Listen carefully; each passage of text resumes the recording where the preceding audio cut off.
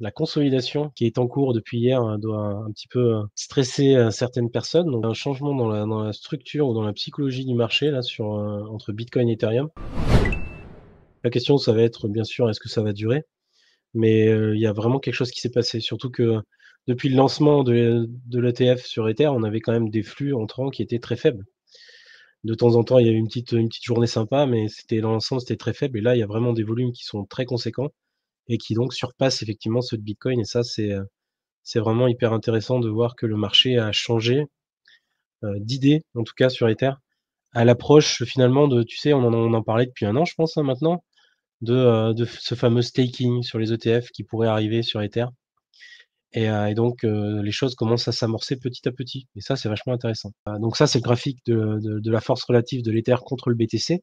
On avait atteint un point bas qui était ici.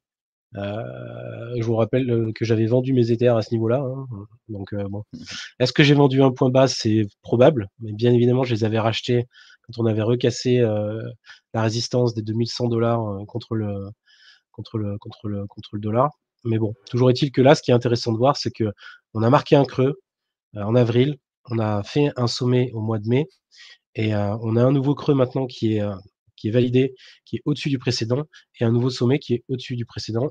Donc 2 sommets alignés à la hausse, 2 creux alignés à la hausse. C'est une tendance hebdomadaire haussière qui s'est engagée et ça faisait longtemps qu'on n'avait pas vu de tendance haussière sur la paire ETH contre BTC, avec un BTC qui, malgré la consolidation de ces derniers jours, ne casse pas les niveaux majeurs, techniques bien évidemment.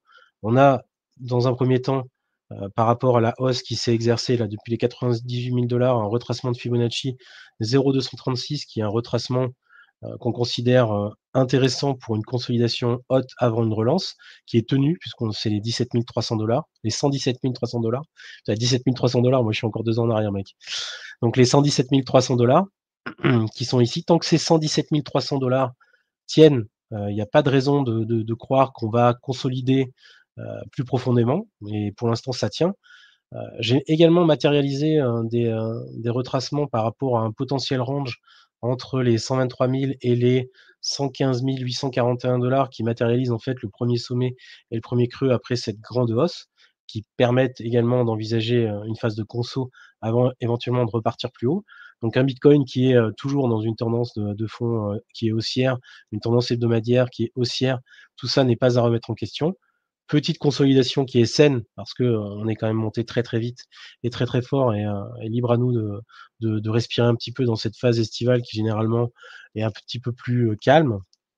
Donc, voilà, un BTC qui est toujours, très bien orienté, qui consolide, qui laisse un peu de l'air à Ethereum et aux grosses capitalisations. Voilà. Maintenant, la suite, ça va être le feuilleton, du mois d'août. Alt season ou pas, Marius? Est-ce que tu as acheté des shitcoins? Non, j'ai pas acheté de shitcoin, mais j'ai toujours un peu d'Ether. OK, donc vraiment, ton spectre spéculatif, c'est vraiment, Bitcoin, Ethereum et éventuellement AAV, quoi. Et puis bon, les privacy, Monero ou Zcash. Bah, moi, ce que je OK. vois, c'est plus le use case en fait que de la spéculation vraiment. Forcément, je spécule un petit peu, mais c'est une petite partie de mon capital. Et le reste, moi, je vois vraiment Bitcoin comme une épargne. Donc, la majorité de mon épargne est en BTC, mais c'est pas un investissement pour moi, en soi, c'est plus une épargne. Ouais, c'est une forme de protection contre l'inflation. Enfin, c'est que tu préfères conserver tes capitaux, long terme sur Bitcoin parce que tu considères que c'est plus fiable que finalement qu'une monnaie fiduciaire, quoi. Exactement. Et c'est aussi l'actif le plus performant de ces dernières années, donc pourquoi pourquoi détenir autre chose, quoi? C'est une bonne question. Après, cette vision pragmatique des choses, elle est soumise quand même à la volatilité et à quel moment tu en parles. Parce que bon, forcément, quand le BTC était à 16 000 il y a 2 ans ou 3 ans, je sais plus exactement, c'était peut-être pas le enfin si, ça l'était sans doute encore, mais je veux dire, ça reste actif jeune et si on parle des 10 premières années de vie du BTC avec des performances qui sont complètement ahurissantes, forcément c'est voilà, c'est difficile de le mesurer à d'autres actifs, quoi. Je crois que c'est Lyn Alden, qui disait quelque chose comme ça, qui disait, que l'exposition des gens à Bitcoin dépend de leur compréhension de Bitcoin. Dans le sens où plus tu comprends Bitcoin, plus tu comprends qu'en avoir, c'est te protéger. Donc plus tu en as, bah, plus tu es protégé, en gros. Et donc, en fait, moi, je suis un peu dans ce sens-là. J'ai l'impression de vraiment bien comprendre Bitcoin et vraiment avoir envie de me protéger avec. Et après, d'autres qui sont plus diversifiés, je pense qu'en effet, ils comprennent moins Bitcoin et donc ils sont plus sensibles à d'autres sujets. Et donc, ils s'intéressent, enfin, ils diversifient un petit peu, ils disent, ah, mais la volatilité de Bitcoin, etc. Mais j'ai l'impression que si tu comprends bien Bitcoin, en fait, tu adoptes une stratégie différente et tu peux mieux gérer la volatilité. Et en fait, un drawdown de 50% sur 6 mois ne fait pas peur. Moi, j'exclus pas le fait qu'on aille, tu vois, sur un mouvement, puissant, qu'on aille chercher, un petit peu plus bas, qu'on vienne au moins rechercher ces 48, peut-être un peu plus bas avant de éventuellement de retracer, enfin de redresser la barre. Mais Mais 48, voilà. ça fait du sens techniquement, mais c'est optimiste quand tu parles du fondamental, quoi. Fondamentalement, c'est un peu complexe, mais techniquement, oui, ça fait du sens. C'est un peu, pour moi, les 48, tu vois, je les vois un peu justement comme les 0,02 sur ETH-BTC, tu vois. C'est en mode, ah, ok, c'est l'objectif long terme, peut-être on y va, mais, fondamentalement, c'est surprenant, quoi, si ça arrive. Ouais, il faudrait que je la reprenne, ma Bitcoin dominance, que je retrace un peu les choses comme il faut, il y a beaucoup de choses qui se sont accumulées. J'ai pas repris le recul depuis longtemps pour envisager, ce scénario.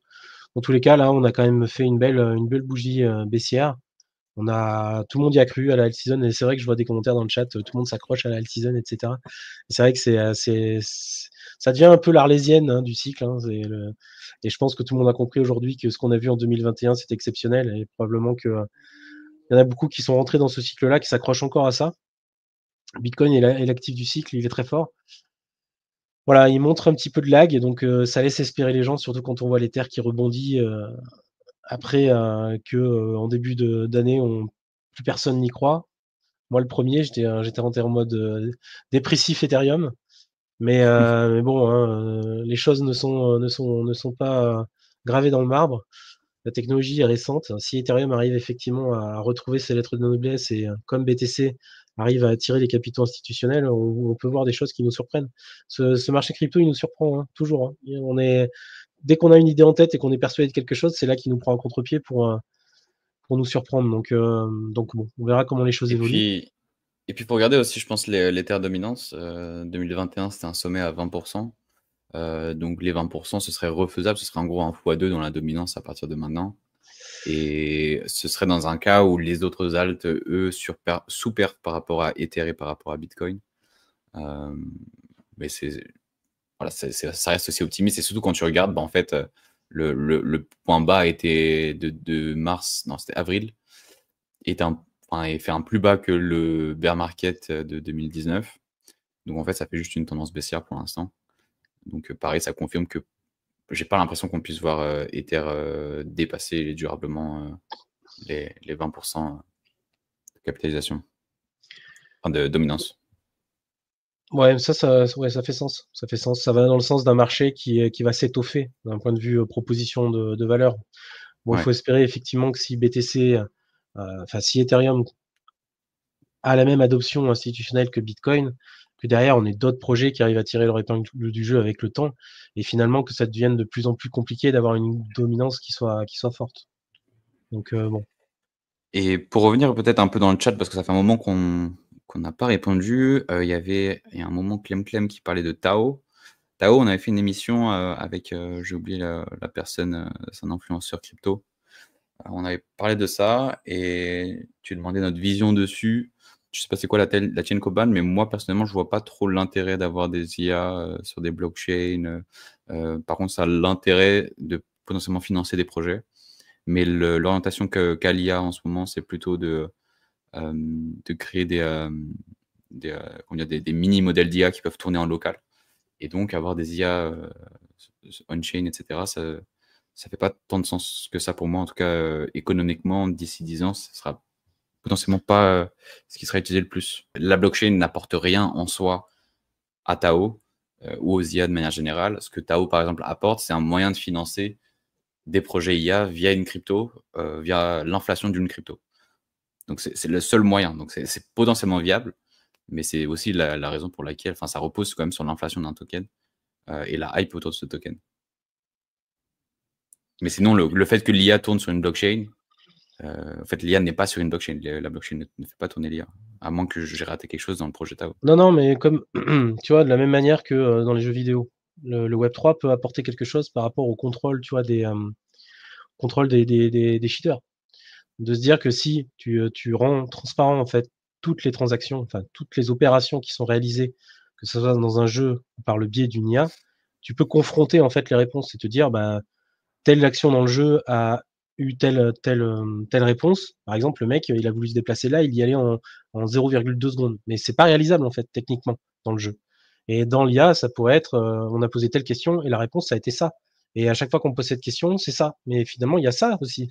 Et ça, c'est Et jamais après, pris en compte, quoi. ça pose la question de est-ce qu'une blockchain est vraiment faite pour faire ce genre de choses? Mon avis, c'est que les blockchains ne sont pas scalables pour faire ça. Ou en tout cas, peut-être que ça peut permettre de le faire, mais il n'y a pas d'utilité. Tu pourrais très bien le faire de manière moins chère, plus accessible, plus efficace sans blockchain. Donc après, on retombe dans ce débat-là. Tout à l'heure, tu sais, on parlait du changement de structure hebdomadaire sur THBTC, mais il y a également des changements de structure qui ont eu lieu également sur pas mal d'altcoins, ce qui laisse à penser effectivement qu'on pourrait avoir une fin d'année qui serait sympathique, alt-season ou non, ça sera un autre débat. Mais toujours est-il qu'on a changé la structure hebdomadaire, on est passé sur quelque chose qui est un peu plus haussier. Aujourd'hui, on est en train de contester la sortie de cette zone, on retrace. Bon, on va voir ce que ça donne, on va pas s'enflammer. Je pense qu'il y a eu un petit excès d'euphorie ces derniers jours. Les gens étaient passés d'une dépression à finalement une excitation estivale. Maintenant, l'excitation est en train un petit peu de retomber. On va se poser la question de savoir si on continue l'été vers de nouveaux horizons. J'ai écrit un article la semaine dernière où je mettais en évidence les données historiques. Ça, c'est pareil, c'est toujours des questions qu'il faut se poser. Est-ce qu'on peut y croire ou non? La réalité, c'est quoi? C'est que si on a un mois d'août positif, on a un mois de septembre qui est négatif. Et dans tous les cas, on a soit un dump en septembre, soit un dump en août. Donc voilà, vous faites votre choix. Soit vous considérez que le mois d'août continue dans le vert, mais dans ce cas-là, on a 100% de chance d'avoir un mois de septembre dans le rouge. Soit on marque un peu le pas en août et peut-être qu'on a la chance d'avoir une belle rentrée. Voilà. C'est ça en gros l'idée aujourd'hui. Mais ça veut pas dire que les, euh, que les alts ne peuvent pas juste consolider, retracer un petit peu pour repartir de plus belle vers la fin de l'année. Bah écoute, je peux te dire quelles étaient les projections il y a 2 ans, parce que bon, on l'a préparé quand même longtemps ce bull market, et force est de constater Vas-y. qu'il fait pas du tout ce qu'on avait prévu. Donc jusqu'à présent, l'objectif sur BTC c'était 120 000 dollars. On est arrivé à 120 000 dollars. Donc maintenant, qu'est-ce qui va se passer? Ça, c'est l'histoire qui l'écrira. Le deuxième objectif c'était 148, 150 000 dollars. Est-ce qu'on va aller jusque là? Maintenant, derrière, bah, c'était censé être un bear market. Bon, est-ce qu'on aura droit à un bear market avec BlackRock, avec toute la finance mondiale qui est derrière le Bitcoin? Ça, c'est un autre sujet. On en a parlé d'ailleurs la semaine dernière, hein, avec toutes les treasuries compagnies qui sont en train de s'installer dans la place. Est-ce qu'on va pas voir le pire bear market de toute l'histoire? C'est un peu la question. Mais la projection du bear market, c'était 2026, hein, les amis. En tout cas, 2026. À l'origine, c'était Ouais. ça.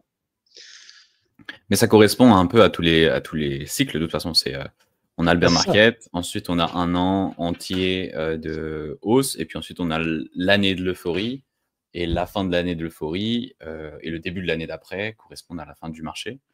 Et donc ouais, ça fait du sens.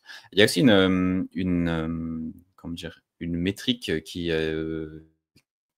disait que, je crois que c'est Plan B, le mec sur Twitter, qui mettait ça en avant, que les tops de marché, en tout cas sur Bitcoin, se font entre 35 et 40 mois après le bottom du bear market. Et donc le bottom qui était en novembre 2022, 35 mois, ça donne septembre. 35 mois septembre, donc ça fait potentiellement de septembre jusqu'à la fin de l'année, on aura la période de top. Et donc potentiellement qu'après, donc d'ici janvier, on aura le bear de Bitcoin. Et ensuite, si on reprend la corrélation avec les autres cycles, en général, quand Bitcoin fait son top et qui commence à redescendre, on a les alts qui font leur top à eux. Donc ça correspond un peu à ce que tu disais, justement, 2026, ce sera l'année rouge. Il y a aussi cette concordance de une année rouge, 3 années vertes, une année rouge, 3 années vertes. C'est devenu aussi un mème sur la toile. Ouais, ouais, tout à fait. Sur Bitcoin, il y a cette concordance de cycle de 4 ans avec une rouge et 3 vertes. Ouais, après, je t'avoue que Je me pose toujours la question si on va pas tirer l'élastique un peu plus loin, genre en début d'année 2026. Mais bon, je sais pas si c'est juste l'espoir de voir ce cycle un peu performer encore avant d'avoir une phase plus baissière ou pas. Mais bon, ça fait quand même Je pense qu'on aura. Je pense que la phase baissière sera plus courte. Donc peut-être que tu vois, 2026, en 5 mois, on aura moins de baisse et ce sera plus court. Et ensuite, on repartira peut-être. Moi, je te propose de finir sur XRP, parce qu'on en avait parlé, c'est vrai, on a un truc, Ouais. on allait parler d'XRP, finalement, on n'avait pas parlé. Je suis en train d'écrire l'analyse technique, je la publierai dans l'après-midi, je pense. Mais on avait parlé en avril là, du schéma de Wyckoff sur XRP. Et a priori, ça suit quand même plutôt bien son cours.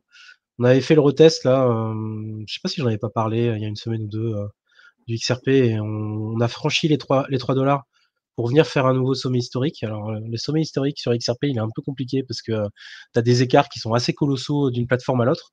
Donc, je sais pas, j'ai pas vérifié sur toutes les plateformes si ça avait été fait sur toutes les plateformes. Mais bon, dans tous les cas, pour moi, on a fait un nouveau sommet historique. On vient dépasser le précédent piège haussier là, de janvier 2025. Pour l'instant, on est en train de réintégrer sous cette zone, mais c'est tout à fait cohérent avec le schéma de Wyckoff qui prévoit un genre de consolidation haute au-dessus du paroxysme des achats qui avait été réalisé en décembre 2024. Tant qu'on tient cette zone, on est très bien. On est très très bien. On a en plus actuellement des open interest sur XRP qui sont de retour sur les sommets historiques. C'est assez dingue. Donc cette hausse-là, on est passé de plus bas d'open interest depuis 2022 jusqu'à des sommets historiques. Donc c'est complètement absurde. Et en fait, ce qui est hallucinant, c'est que dans cette hausse, on a donc augmenté beaucoup d'open interest, mais les fundings, donc les frais de financement, sont pas devenus complètement absurdes au niveau des longues. Donc on a quand même un certain équilibre. Il y a beaucoup de gens qui ont misé sur des shorts dans cette hausse, à peu près autant, enfin un peu moins, mais il y a quand même beaucoup qui ont misé sur du short. Et aujourd'hui, on va voir un petit peu comment ça réagit. Il faudra forcément, pour aller plus haut, essayer de nettoyer un peu les longues, donc potentiellement, pourquoi pas venir chasser un petit peu les liquidités en dessous, mais il faudra réintégrer directement.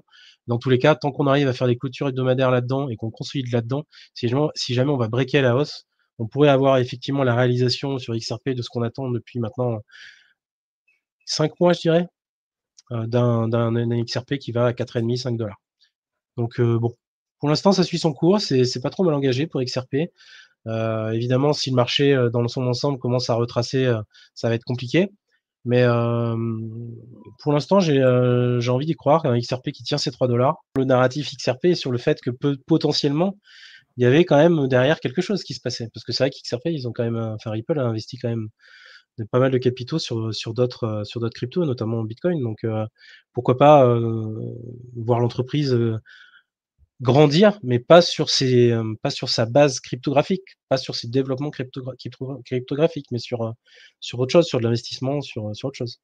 Et XRP, force à tous, hein, force au Ripple, force à tout. Non, je blague bien évidemment, mais chacun peut défendre les projets qu'il entend. Pourquoi pas? Moi, j'ai rien contre les gens qui sont derrière XRP, et je souhaite à tout le monde que le projet réussisse.